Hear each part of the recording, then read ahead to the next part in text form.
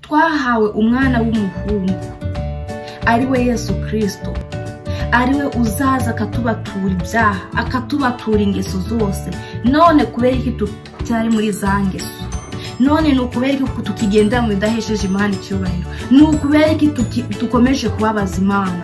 Niki gitumye tubabaza Imana? Niki Uwiteka atadukoreye? Bene data, aho uri ca bugufi, ibuka ibyo Uwiteka yakwambukije, ibuka abanzi bari bakugeze aha kugira ngo bakwice.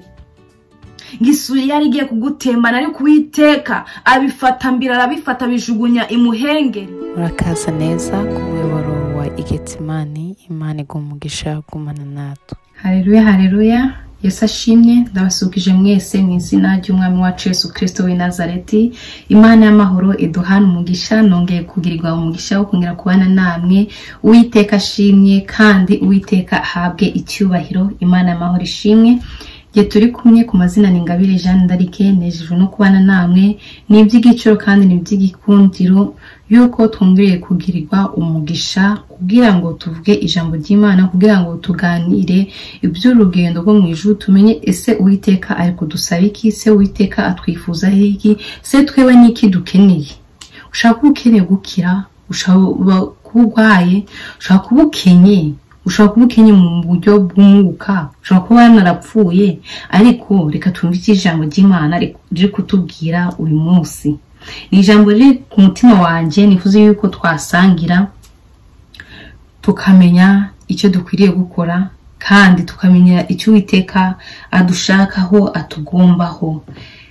Mbere ya byose nongeye kubiseguraho ku bari bashyashya kuri Getsemani cyano. Ikinyarwanda cyanje dago ari cya Kinyarwanda kinonosoye, ndagira ngo munyihanganiye aho mbicurika, aho ndabivuga uko biri bikatandama, ndabasaba kunyihanganira kandi nishingikije ku Mana yuko iri bumfashe. Mureke dusenge none tuganira amagambo y'Uwiteka. Uwiteka Mana yacu, turagushimiye kandi turaguhimbaje, turagushimiye kubw'ubuntu bwawe, turagushimiye kuri Data wa twese mwiza. Izina ryawe niryubahwe, ingoma yawe negere hose, icyo ushaka kibe mu isi nguko kiba mu ijuru. Mana turagushimiye kandi turaguhimbaje. Mana turagushimiye kariho Mana, Mana turagushimiye kariho wera, Mana turagushimiye kariho ngabidukingira imyambi y'umubi agenda turasa ku munsi uko bwije nuko bukeye, ugenda utugwanira ngo hariho na byinshi waba wafashe mu kirere bitaratugeraho. Mana turagushimiye yuko atugire neza, ngo Daniel ngagitangira gusenga, ngo abamedi n'abaperesi ngo bahise bafata icyifuzo cye, bahise bafata igisubizo cyiwe. Ariko natwe turagushime kuko habari byinshi abamedi n'abaperesi bagambiye ku buzima bwacu, ariko nawe wihutiye kubisama ukabijugunya imuhengeri bitaratugeraho. Ushimye Mana, tugwaye icyubahiro, ushimye wongera ushimye yuko turi amahoro. Hari benshi bari bamaze iminsi bagwaye, turagushimiye ko bakijije, kandi ari na benshi Mwami bari bagukeneye mu mitima. Ndakwinginze ubiyereke, ndakwinginze ubiteho, imbabazi zawe zibaboneke. Mbere ya byose nciye bugufi imbere y'amaso yawe, unyeze undunganye, imbe icyuma gitunganye ungoreshe imbe uwawe Mwami Yesu. Mbe umunwa wawe urangurure ubwira ubwoko bwawe icyo bakenye, icyo bakwifuzaho. Ubuntu bwa n'imbabazi byawe bitubonekeho Mwami Yesu. Mana Data, Mana yera, Mana ishobora byose, ngweretse bene Data bakurikiye umuriro wa Getsemani cano, imitima yabo ndakwinginze Yesu itunganye, kugira ngo ijambo ryawe rigwe mu mitima yabo kandi rigire umumaro mwinshi cyane mu izina rya Yesu. Mana twakwinginze turengere, ubane natwe, ijambo ryawe risobanure mu izina rya Yesu. Mwuka wera aganze, Mwuka wera ategeke mu izina ry'Umwami wacu Yesu Kristo. Icyo mbeje nirukanye gukora kwa Satani kose mu izina rya Yesu, imbaraga z'umwijima mu izina rya Yesu, gukora kwa Satani kose mu izina rya Yesu. Ndakwinginze uze ubane natwe, ndakwinginze uturengere, umwuka wera tugote, amaraso ya Yesu Kristo tubereho ikimenyetso nguko yabereye ikimenyetso ku ngomanyirizi z'Abisiraheli, natwe atubere ikimenyetso muri uyu mwanya, kugira ngo ijambo ryawe rigwire mu mitima yacu mu izina rya Yesu. Nsabye bike byinshi bitwongerere none n'iteka ryose, niko nze nizeye, amena amena. Imana yacu ishimye, Imana yacu habwe icyubahiro, Uwiteka habwe icyubahiro, aragikwiriye kandi kiramubereye. Haleluya. Imana yacu ishimye yuko yaturinze, nawe ahuri ikaba yarakurinze ukaba ukibasha guhumeka uyu mwuka w'abazima. Uwiteka ashimye, kuko Dawidi yaravuze ngo bene uwo ngo wageze ahacecekegwa ngo ndabasha kugushima. Rero wewe ugihumeka uwo mwuka, ifatanye nanjye dushime Uwiteka. Haleluya, yuko yatwemereye tukabasha natwe kubona uyu munsi tugahumeka umwuka bazima. Uwiteka ashimwe. Nubwo habe hariho indambara, hariho ibitugwanya, ariko Yobu yaravuze ngo haracyariho ibyiringiro, ngo yuko igiti cyatemye cyakongera gushibuka. Haleluya. Icyo giti ni wowe, icyo giti ni iki? Mugihe ugifite uyu mwuka, ibyiringiro birahari, ndago bicitse. Muri ngo nubona yuko bicitse pe, oya, nduje wiheba, nduje wiganyira. Imana ishimye, Imana yacu habwe icyubahiro. Amajyambere ya Yesu niyo yagezeho. Haleluya. Mbifurije amahoro aho muherereye hose, amahoro ya Kristo ababonekeho mu izina rye ryera. Amen. Tugiye kuganira ku ijambo rivuga ngo, insanganyamatsiko iravuga ngo reka mbe mu mubare mubo Uwiteka agenderera, mubo Uwiteka akiza, mubo Uwiteka ahagurutsa, mubo Uwiteka yiyereka, mubo Uwiteka akura ku cyavu, mubo Uwiteka batura mu byaha, mu ngeso, mu ngoyiza nze kubacikaho. Ube mu uwo mubare mubo Uwiteka aha ubuni buzima busha. Ube mu mubare mubo Uwiteka aha kubaho. Ube mu mubare mubo Uwiteka aca ingoyi z'ibyaha, abatura mu byaha no mu bicumuro. Reka ube mu uwo mubare, reka ube mu mubare w'abakizwa, ube mu mubare Uwiteka areba akishimira, ube mu mubare Uwiteka abona akavuga ati aba nibo bana banje, aba bana nabanje, ndabakunda, baranezeza, uyu nuwanje ndamukunda, sinamureka. Reka ube mu uwo mubare mubo Yesu yiyereka. Ubushize twagana uko yiyeretse Paulo ngamuwa gitumu, nawe Uwiteka kugwe gitumu, abagwe gitumu. Uwiteka guhindurire kuba umuntu mushya, kuba umuntu mwiza. Imana idufashe. Reka dusome amagambo y'Imana mu izina rya Yesu. Kuva 33:19 gusa haravuga ngo, Uwiteka aramubwira ati, ubwanjye nzanyuza kugira neza kwanjye kose imbere yawe. Imana ishimye. Nzivugira mu izina imbere yawe ko ndi Uwiteka, kandi nzagirira ubuntu uwo nzagirira ubuntu, kandi nzababarira uwo nzababarira. Imana ishimwe. Haleluya. Ngo Uwiteka azagira ubuntu uwo azabugira azabugiriwe. Uwiteka azababarira uwo azababarira azaba ababariwe. Uwiteka azatanga ubuntu, azatanga imbabazi, azagira neza abazaba bemeye kumwumvira, kandi abazagira neza bazaba bagiriwe neza koko. Imana ishimwe. Aya magambo Uwiteka niwe wari uri kuvuga abwira Mose.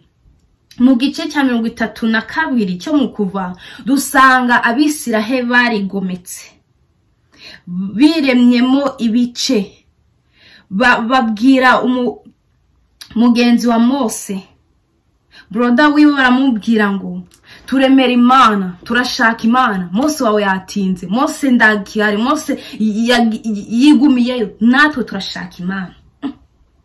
Abose ko yagiye kureba data wa twese uri mu ijuru, kari buze ko wenda ari buzane n'ibindi byiza twarindi. Ati reka data turashaka Imana. Biremera Imana mu izahabu, ikimasa mu izahabu. Ntabwo byanejeje Uwiteka. Ijambo ry'Imana riravuga ati ngo ndi Imana ifuha. Uwiteka ni Imana ifuha.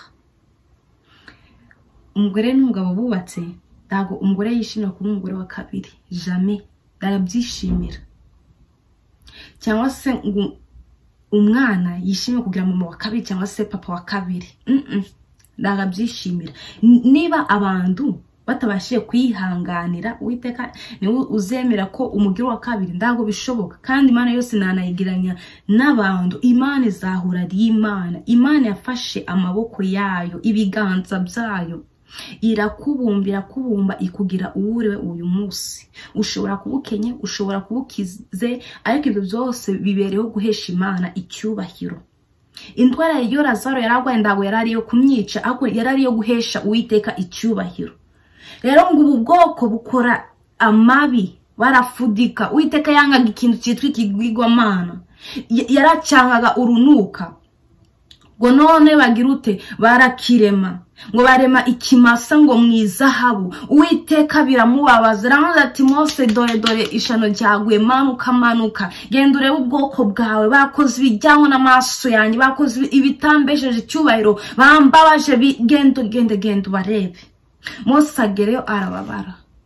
Se ubu bwoko Imana izabubwira ute? Se ubu bwoko niki Uwiteka atabakoreye? Se niki Uwiteka atakukoreye ngo ube uri uyu munsi? Kubera kuri kubabaza Imana, kubera ko ingende kubabaza Imana. Imana itubabarire tuve mu byo kubabaza Imana, tuve mu byaha, tuve mu bujiji, tuve mu bugogi, tuve mu magambo, tuve mu nzira zijya i Sodomu na Gomora. Ibyo tubivemo ndibinezeza Uwiteka, biramubabaza, bimushengura umutima. Muri Luka no muri Matayo hariho imitwe y'amagambo avuga ngo Yesu ngararira, arira i Yerusalemu. Yerusalemu yatumyeho abahanuzi, Yerusalemu yarabwirwa, ariko yanga kugira uti yanga kumvira. Mwere kwinangira imitima nga Farawo, mwere kwinangira imitima, ahubwo aho muri muve mu bubata bwa Satani, mujye mu mucyo.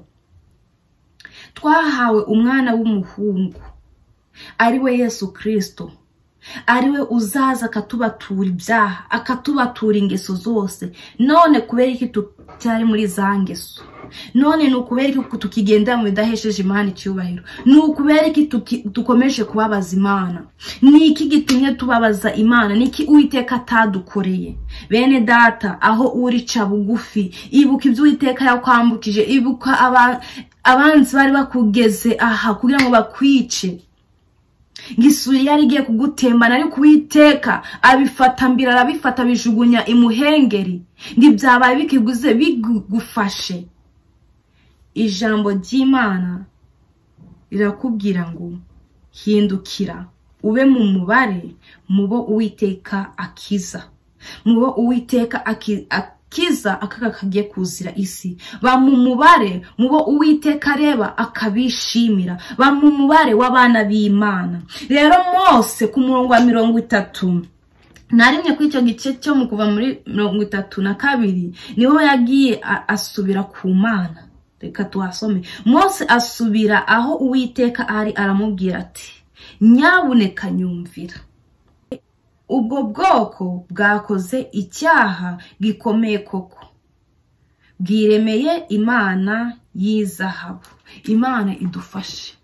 Birashobora kuba uri kuvuga ati Jeanne d'Arc ngenda Imana naremye, ndabona nafashe icyo nongeye kurema Imana. Televiziyo ishobora kukubera ikigirwamana cyahatari gikomeye. Telefone yawe ushobora kukubera ikigirwamana. Umutwaro umufasha umugabo ashobora kukubera ikigirwamana. Umukunzi wawe ashobora kukubera ikigirwamana.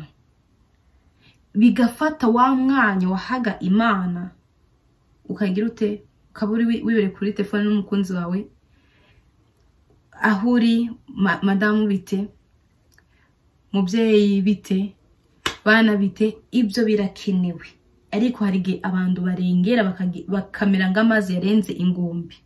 Ariko ijambo ry'Uwiteka riravuze ngo nyabuneka nyumvira. Nawe takira Uwiteka, ibyaha byawe niwe ubizi, ibyaha byawe niwe ubizi, ibyo ukora, ibyo uraramo, ibyo wirigwamo, ibyo ugenderamo. Uwiteka nawe nimwe mubizi. Ikiranure n'Uwiteka, utakira Uwiteka umubwira ati nyumvira. Amen. Kandi Imana yagufasha, kandi Imana irakumvira. Twasomye amagambo ku murongo wa 11 igice cya 33 mu kuva. Haraba ngo Uwiteka aramubwira ati ubwanyu nzanyuza kugira neza kwanjye imbere yawe, ngazanyuza kugira neza kwe kose imbere ya Mose. Niwe Mose ninjye Mose, niweho mwisiraheli nanjye ndi umwisiraheli. Abisiraheli bakiriho nitwe generation y'ubu, nitwe nitwe Abisiraheli n'uwo Mwisiraheli. Uwiteka atugiriye ubuntu, avuze icyakoze aragira ute ari bunyuze kugira neza kwe imbere yawe nanjye. Nitwemera kwihana aratubohora, aratubabarira. Aya magambo yabwirwa wa Mose ubwo Mose yingira ngo Uwiteka ngo nibajyane ngo n'Abisiraheli, ngo rero Mose agirirwa ubuntu bwo kwereka ubwiza bw'Uwiteka. Aha niho nyine Uwiteka amusubiza, cyakoze ngo ndagira kugira neza kwanjye ndi buhagarike ahantu hirengeye ku gitare, nduri bundebe mu maso aho kurandeba mu mugongo. Ariko ibyo sibyo nagendereye. Uwiteka yavuze ngo nzagira ubuntu, uwo nzabugira azababugiriwe, nzababarira uwo nzababara azababariwe. Haleluya. Ijambo ry'Imana niko ritubwiye. Imana igiye gusenya Sodomu na Gomora yari ifite inshuti yayo yitwaga Aburahamu. Icyo Uwiteka yajyaga gukora yamenyeshaga Aburahamu, nk'uko muri Bibiliya havuga ati ngo ndacyo Uwiteka azakora atamenyesheje indore ze. Niba nawe uri uw'Imana, ndago Uwiteka azagutungura. Ibizagwira isi uzaba wicaranye amabanga y'ubwami, amabanga y'Imana. Ibyasezeranye uzaba wicaranye nabyo mu mutima wawe. Ariko wowe utarakizwa, wowe utarakira Kristo nk'umwami n'umukiza wawe, wowe wamwakiriye ugatambikira, aya magambo yarakubwira ati bamumubare mubo Uwiteka agira neza, bamumubare mubo Uwiteka akiza, bamumubare mubo Uwiteka agaruza ineza ye. Imana igiye gusenya Sodomu na Gomora yamanje bimenyesha Aburahamu, kuko hari hariho umuryango wa Aburahamu uriyo, Loti n'umugore n'abakobwa be. Imana yamuze ati ngiye gusenya Aburahamu kubera iki? Kwe bugiye gusenya Aburahamu n'ukunda n'umwiza ari w'igikundiro kubera iki? Ko harimo n'abagusenga. Uwiteka arabaza cyabuza nimba sanga musinda urimbura. Bagenda bahana nimero imibare ngo niba uko Uwiteka sawurimbura. Mose Aburahamu agasanga uwo mubare ndugize ute ndugezeho.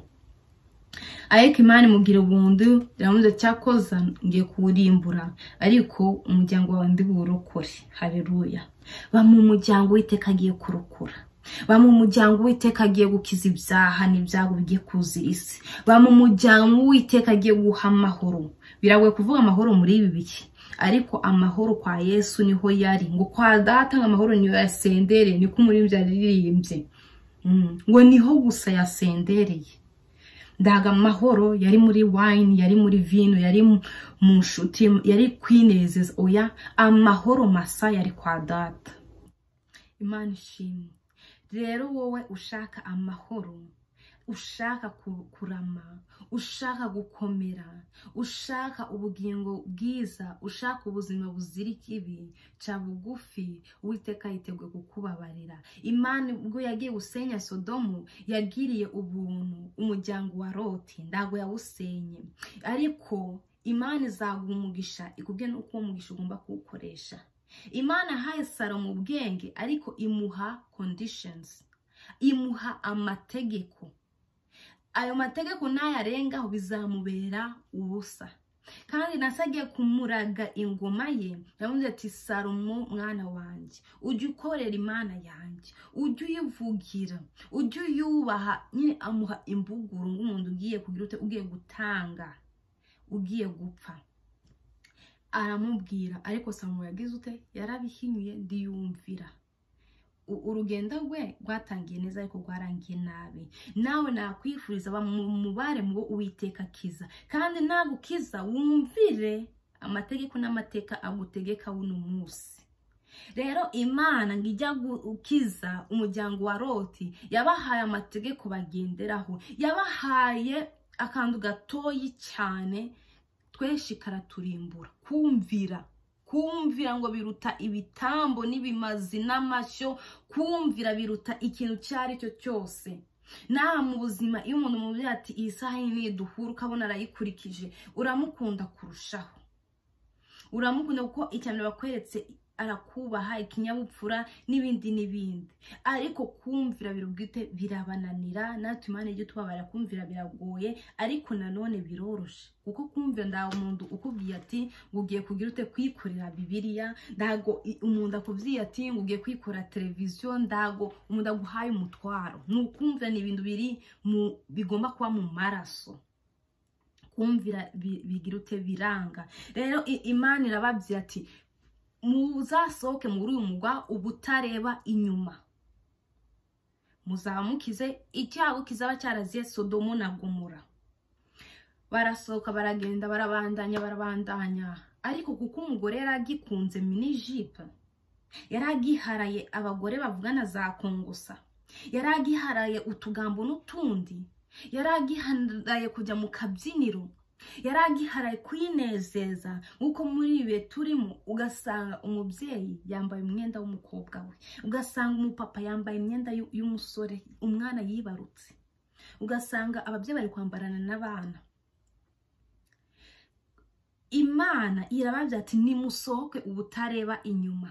Umudamu nguko nababyeyi ati yaraharaye minijipe, kandi kujya no muri iyo Sodomo na Gomora nabo bari barahahaga, hari harimo byinshi byiza binejeje. Kuko no kujyayo Mose Burahamu yabwiye Loti nahitemo kuko yarari umwana ngarebe ko icyo gihugu kibereye amaso, harimo ibyiza, harimo ubutunzi, ariko mu mubiri cyagize ute, cyarapfuye, cyarononekaye. Ningo umuntu ware ukaba ati uyu muntu afite ibitekerezo bizima, ariko yajya kuvuga ibimuvuye mukabona nti bisa nabyo. Ndago muri Sodomo na Gomora ibyo warebeshaga amaso nabo byasanaga nabyo. Ku mubiri isa neza, ava muri bihugu byo hanze mukumva ngo bimeze neza, aho uri ubaha Imana nakubwiye ati igumira aho uri gukomeze wiyubahire Imana, kuko uzishimira kujya muri bihugu byo hanze bigutanye n'Imana yawe. Ho kugira bigutanye, guma huri ukorera Imana, guma huri ubane n'Imana, hatazaga ikintu kigukura mu murongo. Numvise abantu benshi bashima Imana imbere y'Imana, imbere y'itorero, imbere y'abantu. Nakoreraga Imana, narabyenga Imana, nkunda Imana, ejo nejo bundi ugasanga nibo bicaye mu kabari, ejo nejo bundi nibo bari kuviyora abakobwa b'abandi, ejo nejo bundi nibo bari kubesha abana b'abandi. Bene data, Imana ibafashe. Mukaroti ndiyumviye akomeza kuvuga ati kakaje kuko ngakunda, kagapanda kuko ngakunda, na kagasengeri di yo nkabaye numva ndi free, numva merewe neza, kandi di na byabindi barambya ati ngo nakoraga byarari byiza. Maria Magdalena yari kumva ati ngo wakoze umushinga mwiza. Françoise yari kumva ati wakoze ibintu byiza, none ngo ngiye kubivamo. Oya ta se kureba kuko yavuze kumvira, n'ubundi Imana yambiye kumvira abwi iri kundeba, reka nyine ngende akaguruka mye ngashire muri Kristo, akandi ngashire mu mishinga yanjye, kamye ngashire muri Sodomo na Gomora, akandi kajye mu nzira y'Isiyoni. Ari byo si bitwaye. Nakorera Imana ndi kwinywera ka divayi, nakorera Imana niyambariye minijibu, nakorera Imana mfite katatu kandi karambera dini na runaka yarambye ngo ni keza. Nakorera Imana kandi bikemera, nahanurira Imana kandi bikemera. Kwa sindi muri Sodomo ngaba ndi mu nzira y'Isiyoni, bitwaye iki? Bene data, kirabitwaye, kirabitwaye. Sinzi guca imigani neza munyihanga, ariko ngiye kubaha urugero, sinabivuga uko byatangiye cyangwa se uko byashoze. Ngaragasimba wakajyanye n'utundi dusimba kujya kuvuma, none kamwe karagenda karahera, turahera nyine. Mama we aradutegereza, ngiye turatahira aratubura, none yohereza naba ngo yohereje agasimba kumuherereza. Karatekereza ngo kamwe bagatumye kuvuma, hariho inzira, reka mvuge ebyiri kuko sinibuka uwo mugani neza. Kamwe bagatumye kuvuma kandi bagatumye gutasha. Babati inzira ajyamo agiye kuvuma, ni ajyamo agiye gutasha, reka mfate ukuguru kumwe ngushe mu nzira yo mugenzi wanjye agiyemo agiye kuvuma, nakangashe wagiye gutasha kandi ndabageraho. Muzi byabaye umugani abantu bakuru murawuzi, ariko ngenda uvuga uko nawumvise siko ndi buvuge kubere ndawibuka neza n'ikinyarwanda giki. Karagiye karagenda, kageze hagati karatanyuka. Na Mukaroti yavuze ati nyamara nafata ikirenge kimwe kikajya Isiyoni, n'ikindi kikaguma muri Sodomu na Gomora. Ariko bene data siko bimeze. Imana ishaka kugukiza ariko hari ibyo ugifite mu mutima. Imana ishaka kugukiza ariko hari ibyo ukigenderamo. Imana ishaka kukubohora ariko hari ibikikuboshe.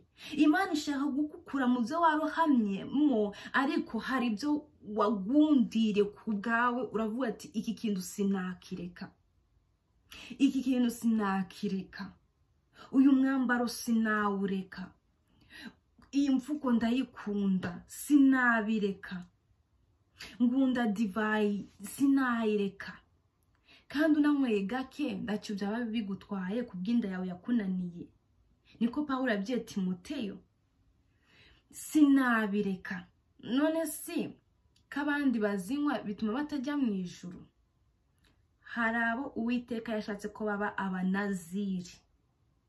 Icyo kibaye ikindi cyigisho. Ariko icyo nshatse kuvuga kuri Mukaroti ndagira ngo umwumve neza, umwumve ngako gasimba. Imana yarabye ati nibasoke muri uwo mugwa batareba inyuma. Ngo kumvira biruta igitambo, biruta ibimasa, biruta amaturo n'ibyacumi. Ushobora kubitanga ariko utumvira. Imana ndibi inakuzi. Ushobora kuba warubatse ama-eglise, warafashije abantu, warakoze n'ibigo muri Afrika cyangwa se aho uherereye waritanze. Abantu bazi ko uri umudamu w'umutima, uri umugabo w'umutima, uri umukobwa w'umutima, ariko Imana itabona uwo mutima. Ushobora kubugira ubundi ariko mu mutima wawe harimo pirizo. Imana yaremye Jean d'Arc afite umutima, ariko Imana yazikanda igasanga harimo pirizo. Kaba se ko naremye Jean d'Arc nda pirizo irimo, iyi pirizo yavuye. Ibyo byose ugasanga Imana gushaka gutukiza ariko ari utundi tuntu turi gukurura inyuma. Ari utundi tuntu turi kuzana. Ababaye mu cyaro hari wajyaga gusarura amakoma cyangwa se kugira ibishagari cyangwa se bahuye ugafata ibishogoshogo. Umenye ko ibishogoshogo n'ibishagari cyangwa cyane kamvuye ku bishogoshogo ndago wabasha kubyikora bidakora hasi. Hari igihe babikurura ugashira ku rutugu ugasanga biri gukurana n'ibyatsi n'ibiti by'amapera, biri gukurana ibishingwe bindi, imyanda, ibishishwa by'imineke, by'ibirayi, kandi weho wateruye ibishogoshogo ariko ibishogoshogo hari ibindi biri gukururana. Bishatse kuvuga ngo Imana ishaka gukura muri Sodomu na Gomora ariko nawe reka ibyakubase. Rero Mukaroti areba ibyo byose avuga ati ndacyabikunze, ndacyari umujene, nakubwa babiri maze kubyara ndacyari umujene. Nguko abiki gihe ababyeyi basigaye bambarana n'abana babo, ndacyari umujene, reka niyambarire, reka nimerere neza, nejo bundi na runaka yaza, ibintu bigakomeza. Baragenda ariko umutima umwanga mu nda, areba inyuma ahita ahinduka ingi y'umunyu. Magingo naya Mukaroti ameze uko. Murabona umuntu umeze uko ndiwamenya niba ari kugenda, niba ari kuzamuka, niba ari kumanuka ndiwabimenya. Nyine ameze uko ngakagasimba karagiye karatanyuka. Bene data, ijambo ry'Imana ryatubwiye ngo uwo nzagira imbabazi azaba azigiriwe, uwo nzagira ubuntu azaba bugiriwe. Ese ho wemeye kwakira izo mbabazi z'Imana? Wemeye kwakira ubwo buntu bw'Imana? Cyangwa se uracyameze nga Mukaroti? Cyangwa se uracyafite wa mutima ngo ako gasimba unanirwa gufata inzira imwe? Iyo kajya kureba wa wundi wagiye kuvoma yamubura, akajya kureba na wundi wo gutasha, ariko aravuga ati reka mbikore vuba. Hari ibintu abakristo turi gushaka kwihutisha. Hari amasezerano dushaka kwihutisha, tugashiramo imbaraga zacu tukigwanirira. Ibyo Uwiteka sabishaka, mureke isaha y'Uwiteka igere. Hari kurasi vuga ngo ihangane, suko bizahora. Ni isaha y'Imana itaragera. Isaha y'Imana nigera Imana izakora. Isaha y'Imana nigera izakora, siyananiwe. Yesaya waravuga ngo ukuboko k'Uwiteka ndawo kwabaye kugufi ngo ananigwe gukura. Kandi amatwi ye siyapfuye ngo ananigwe kumva. Kandi ni Imana ikomeye, ni Imana yihagije. Imana iragombera yuko wayumvira ugakora icyo yo ishaka yuko wowe ukora. Ibwira mu Karoti na mugabo we n'abana we nimuve muri Sodomu butareba inyuma. Yabasabye kumvira biranga. Nawe hari icyo Uwiteka ari gusaba wibohoreho. Birashobora yuko wumvira ariko ubuhehe sindi waburetse. Birashobora yuko wumvira ariko muri wo hacyarimo pirizo. Ijambo ry'Imana avuga ngo turi insengero z'Uwiteka. None niba turi insengero z'Uwiteka, ni gute mu mutima wawe hajemo pirizo? Ni gute mu mutima wawe wabohemo Claudina, wabohemo Jean Dode, wabohemo Jean Paul? Ni gute? Ijambo ry'Imana avuga ngo urusengero rw'Uwiteka, ndi urusengero rw'Uwiteka. Ndago Uwiteka yemera yuko uyu mubiri tuwandarika. Wibone wose arebe ubwambure bwanjye, abumaze iki, bumumarira iki. Ijambo ry'Imana tubya turi insengero z'Uwiteka. None ko urusengero rw'Uwiteka rumaze kononekara, uwo muntu azamugirira nde? Pawulo avuga ngo utsemba urusengero rw'Uwiteka ngo nawe ngazamutsemba. Azamuhana kandi azahanwa ibyo yakoze. Ijambo ry'Imana none rambira ngo icyo wakoze mu bwihisho ngo kizagaragara. Icyo wakoze ababyeyi batabizi, umufasha watabizi, umutwaro watabizi, abakwibarutse batabizi, abayobozi b'amatora batabizi, Uwiteka azagishira ahabonwa utamagwe. Bene data, reka tuwe mu mubare mu Uwiteka akiza. Reka tuwe mu mubare Uwiteka areba kishimira. Reka tuwe mu mubare Uwiteka areba akavuga ati urana umwana wanjye ngunda. Saduraka na Meshake na Benedego bagambira kubaha Imana. Daniel nawe agambira kutiyandurisha ibyo kurya by'ubwami. Imana tuzanye idukura mu bukene, idukura mu buzima bwo gufatanya, idukura mu bidafite umumaro, none igushiza ahantu heza, utangiye kujya ukikubita mama, mbega Babuloni yanjye nziza niyubake, wewe wubaka Babuloni uri mwami. Murareba ibyo Uwiteka yakoreye Nebukadinezari, yikwa mu gituza mu mbega Babuloni. Wenda nawe wicara, mfite telefone, mfite computer, harimo mfite na televiziyo nziza, mfite imodoka nziza ku myaka 20, ukaba ati Mana, burya narakoze, narize, burya iyo ndiga ndahimba narabigezeho. Ukikubita mu gatuza ukagira ngo wabigezeho ku bwawe. Oya, ni imbabazi z'Imana yakugiriye, n'ubuntu Imana yakugiriye, kuko n'abatize barabifite kandi bafite n'ubutunzi kuruta n'abize. Bene data, mureke tuwe mu mubare mu Uwiteka akiza. Reka tuwe mu mubare mu Uwiteka abohora, kandi tumwemera tubohora. Tumwegurire imitima yacu ayikize. Twere kumwegura igice. Ukuguru kumye kwere kuba ukuguru kujya i Siyoni n'ukundi kurebe muri Egiputa. Oya. Hamugani bava ngo imirimo ibiri yananiye impyisi. Ndago akorera Imana ngukore na Satani birahabanye. Imana izakubwira ngo wangoze ibisi nigeze ngubona. Bati Imana narahanuye, ujya musi nahanure Marigarita, nsenge umwana we arakira. Ujya musi nahanuriye Inosa, ubukwe bwe buragenda. Abantu urabavuga bo hanure bose urabavuga. Mana ujya musi banze gukoropa eglise, ndayikoropa. Ujya musi nitanze sima, Uwiteka azakubwira ati ndago nigeze ngubona mvimbere. Wakivumewe, were kuba ikivumewe, ahubwo garukira huri. Uwiteka kukize, kuko Uwiteka yiteguye kukugira neza, Uwiteka yiteguye kukubohora, Uwiteka yiteguye kukurengera. Ijambo ry'Imana twasomye bushize ryavuga ngo Uwiteka aradukunda, ngo Yesu akwiyereke nubwo uri mubi.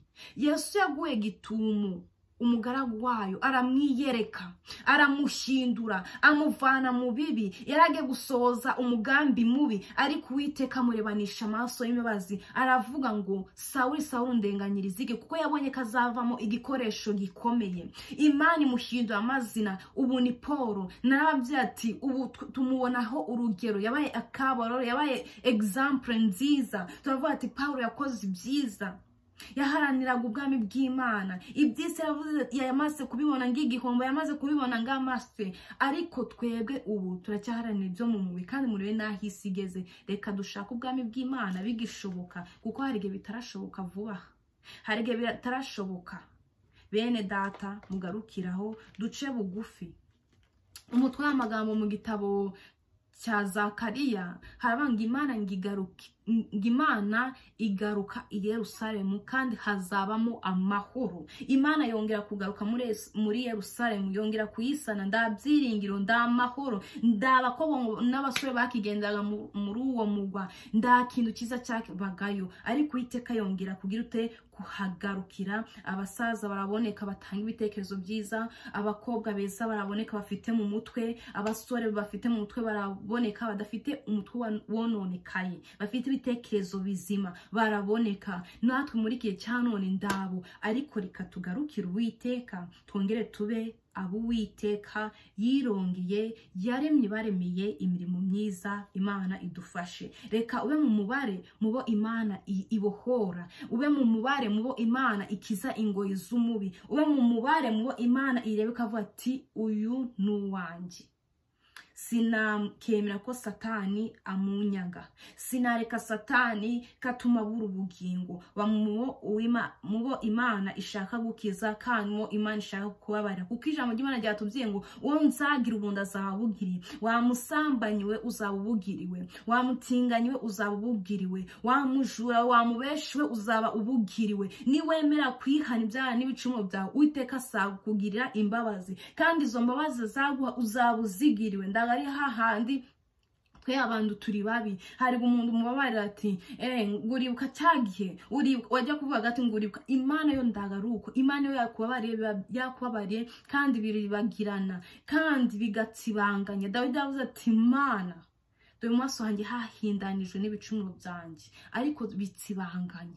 Ndakwifurije guhinduka ba mu mubare mubo Uwiteka akiza, kandi nuba muri uwo mubare amategeko Uwiteka guha uyumvire. Uwiteka arakugira neza, Uwiteka arakurengera, Uwiteka aragutabara. Reka dusenge ube muri uwo mubare kandi ugarukira Imana wese. Were kugarukira Imana igice, were kumera nga mukaroti, were kumera nga ku gasimba, were kumera nga abandi n'abandi bose. Harimo n'ingero nyinshi muri Bible abandi Imana yahamagaraga bakarangiza nabi. Salomo yarangije nabi, Samusoni yarangije nabi, n'abandi. Ariko ngwifurije gutangira neza kurangiza neza. Amen. Reka dusenge Uwiteka agufashe aho uherereye. Uwiteka Mana yacu, Mana ishobora byose, ndagushimiye kandi ndaguhimbaje. Ndagushimiye kubw'ubuntu bwawe, ndagushimiye kubw'imbabazi zawe, ndagushimiye kubw'ijambo ryawe ryiza ritwibutsa yuko witeze kutugira ubuntu n'imbabazi. Mana kera turinjije, kera turi mu bibi, tukivuga iby'ubugogi, twibwira ng'abana, tugigenda ng'abana, tutekereza ng'abana. Mana aho waradusanze udukura mu isayo y'ibyaha, udukuraho ibyaha, udukuraho umugayo. Mana utanga Yesu ku bwacu, turabigushimiye. Turakwinginze Data wera uturengere udukize ibyaha n'ibicumuro. Weretse Mana abafite ibyaha byabananiye kureka, bameze nga mukaroti bagikunze Sodomu na Gomora, bagikunze Egiputa, bagikunze Babyloni. Ubagenderere mu izina rya Yesu Kristo. Ubagende nk'uko agendere Data wera Sawuli, ukaba waramuhindura amazina ubakabariwe Pawulo. Umuhindura ingeso kandi umuhindura kuba umwana wawe. Ngweretse umuja wawe, ngweretse umugaragu wawe, ngweretse abana bato. Mana banyumvishe bose ibyaha byabananiye, ubahe kubitsinda mu izina rya Yesu Kristo w'i Nazareti. Ngo kera turinjije, kera turi mu bugogi, hagati yanjye nawe ngo harari umwora munini. Ngariko umbonye nigaragura mwivata, nifata uko ndari, ngo wohereza Yesu ku bwanjye, wohereza Yesu ku bwa mugenzi wanjye, wohereza Yesu ku bwa bene Data, wohereza Yesu ku bwo isi yose, kugira ngo uwo mwora uri hagati yacu nawe ngo ukugweho, ngahubwo Yesu Kristo atubera umuhuza wacu nawe. Turabigushimye Mana yuko wamuduhaye. Ariko Data wera izo mbabazi twe kuva ngo ejo nzaba ndihana, ngo ejo nzaba mbinduka, nimara kubyara nzaba mbinduka, nimara gukora ubukwe niho nzakora Imana neza. Oya Mana, ubu nicyo gihe gikwiriye cyo kugukorera nyine muge tugifite uburyo muge tugihumeka kuko ejo sinzi niba ari ahanje ejo sinzi niba ari ahamwe ne data ndakwinginze musange umukiza ibyaha umukiza ingoyi umukiza ubugome umukiza ubwikweke mu bagenzi be umukize piriziri mu mutima we uyikure mu izina rya Yesu kuko ngo igihe kizaza ngo uca imanza zitabera igihe kizaza mana uca imanza zitabera ubwire imisozi ngo nimwumve ngo Uwiteka agiye guca urubanza ngo hagati ye n'umuntu we yiremeye mana turakwinginze uwo munsi uzawuturinde niyo mpamvu duciye bugufi imbere yawe ngo utweze nsenge uciye bugufi imbere yawe umweze umutunganye kandi mana icyago cyaha igicumuro mana byamunane kureka umubashisha bireke mu izina rya Yesu kubesha kujyajyanya kubavemo ubusambanyi n'amatiku bubavemo indonganya zibavemo mana ishariri bavemo mu izina rya Yesu tugukore dutunganye tukuvugire tugutunganiye mu izina rya Yesu Kristo wasenye Sodomo na Gomora uyitwikisha umuriro mana n'ubu isi ikomeje kuba mbi ariko turakwinginze mu bukiza natu dukize none mu bukizira amagara natu kiza amagara yacu muba uha ubugingo busha natu duha ubugingo busha udukure mu mwami mu bibi udukure mu bigawa mu izina rya Yesu Kristo imbaraga zawe zitubonekeho gukora kwawe kutubonekeho kugendererwa nawe kutubonekeho gusugwa nawe kutubonekeho mana umugambi wawe ravuze ati nduvuga rimwe kandi suvuga kabiri ngahuko uvuge igihe cyose uhora uvuga n'inshuro 3 urazirenza mwami uvuga dusinziye ngo twashizeyo ngo mana ngahura dusanguka tuganiriza n'ijambo ryawe uradusanguka tuganiriza tukarisobanukirwa mu bahanuzi mwami waremye kandi ukabitoraniza urabatuma bakatubwira turasaba mwami guhindura amapine yacu niba twamanukaga reka tuzamuka umusozi ujya i Siyoni uturinde kumanuka tujya ikuzimu uturinde kumanuka tujya muri Genome uturinde kumanuka tujya imuhengeri mu izina rya Yesu udukize ibyaha n'imbaraga zabyo udukize ibyaha n'ingesi zabyo ngweretse abamama batambikiriye ngweretse abapapa batambikiriye ngweretse abasore n'ingumi batambikiriye abo bose ubagarure mu nzira zawe abo bose ubagarure mwami Yesu ubahe gukizwa mu izina rya Yesu bakizwe bere gukizwa nka Mukaroti ahubwo bakizwe nk'uko Yobu yakijijwe bakizwe mu izina rya Yesu bakizwe bakora ibyo gukiranuka nk'uko Eliya yabikoze nk'uko Elisa yabikoze nk'uko Aburahamu yabikoze ba Yosuwa na Kalebu n'izindi ndungane muri Bibiliya mana ude gukizwa nyako uturinde kukubanganyikanya n'ibindi bigirwa mana icyo nicyo wahoyaraga Abisiraheli ejo bagakizwa ejo bakagwa ariko turakwinginze uturinde kugwa uturinde gusubira inyuma uturinde kujya mu bibi ngweretse batarakumenya ng'umukiza wabo abo nabo basange izo nazo ni indama zawe uzisange uzigarure mu izina rya Yesu Yesu biyereke mu izina rya Yesu muri ayo maroje biyereke muri bwatu biyereke aho bicaye mu ndeko zaba nk'ubiyereke aho bari kuvuga ibitagwesheje icyubahiro bagira imbabazi biyereke mu izina rya Yesu ijambo ryaratubye ngo uzagira ubundi azaba bugiriwe uzaba barazaba babariwe babarira abagabo babarira abagore babarira abakobwa n'ingumi weze imitima yacu utubabarire mana twagucumuyeho twagiye kuri amaso yawe twigize ibyigenge twigize ba nyirandabizi twigize ngo twamize Yesu kandi twamize izina turanura abantu bakagira ngo tuzi Yesu turigisha abantu bakagira ngo tuzi Yesu nawe Yesu yibereye ku munwa nawe Yesu yibereye mu magambo nawe Yesu twaramuborotse turamumerezinga mu mutwe tumushira mu mutwe ariko Yesu ndari mu mutima mana dufashe muri ibi bya none udufashe udukize icyaha gisa nacyo udukize igicumuro gisa nacyo mu izina cya Yesu udukize imbaraga z'ibyaha udukize n'indegenge z'ibyaha udukize n'ingesi z'ibyaha ahubwo tube icyuma cyawe uhora ukoresha mu izina rya Yesu Kristo mana sabiye yuko wagendera isi iyi si ukayigendera, ukaduhindura tugahinduka abana bawe, tugahindurirwa ubuzima, tugahindurirwa amateka, abari mu ivata bifata uko batari ukabakoraho ukabaha agakiza. Mana tanga agakiza mu rubyiruko, tanga agakiza mwami mu bihugu byo hanze, mu bihugu byo muri Afurika, Mana ku isi yose genda ukore, mu Bisilamu ukore, mu Barabu, mu Bazungu, mu Birabura ukore. Mana utanga agakiza mu izina rya Yesu Kristo. Sabye bike byinshi bitwongere kuko ni ubuzi byo ubwoko bwawe bukenye, kandi nanjye niweho uzi ibyo ngenye. Mana uhaze kwifuza kwacu, ariko uduha agakiza keza, agakiza ko gukizwa mu mutima atari ku munwa. Dushobora kuvuga Yesu ariko Yesu atarara muri twe.